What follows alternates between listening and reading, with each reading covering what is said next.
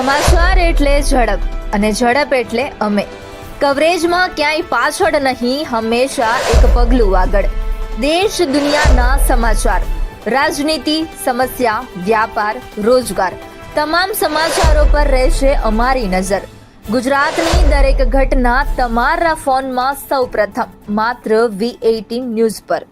જૂનાગઢના માળિયાહાટીના તાલુકાના ભંડુરી ખાતે મંથન શાળા વિકાસ સંકુલ માળિયા તાલુકાનું 60મું માધ્યમિક ઉચ્ચતર માધ્યમિક શાળાઓનું વિજ્ઞાન, ગણિત, પર્યાવરણ પ્રદર્શન 2025 આયોજિત કરવામાં આવ્યું.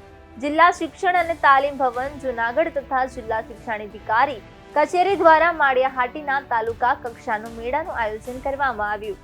18 શાળાના વિદ્યાર્થીઓ દ્વારા 32 જેટલી કૃતિઓ રજૂ કરવામાં આવી.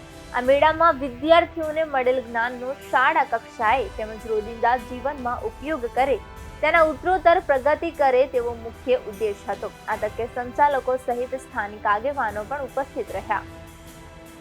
CCRT ગાંધીનગર, જિલ્લા શિક્ષણ અને તાલીમ ભવન જૂનાગઢ, જિલ્લા શિક્ષણ અધિકારીની કચેરી જૂનાગઢ વતી માળિયાહાટીના મંથન SVS ગણિત, વિજ્ઞાન, પર્યાવરણ પ્રદર્શન 60નું આજે માતૃશ્રી GRA પંડ્યા હાઈસ્કૂલ ખાતે બાળ વૈજ્ઞાનિકોએ 32 કૃતિઓ આવી, 64 વિદ્યાર્થીઓ અને 18 માર્ગદર્શક શિક્ષકશ્રીઓએ ભાગ લીધો.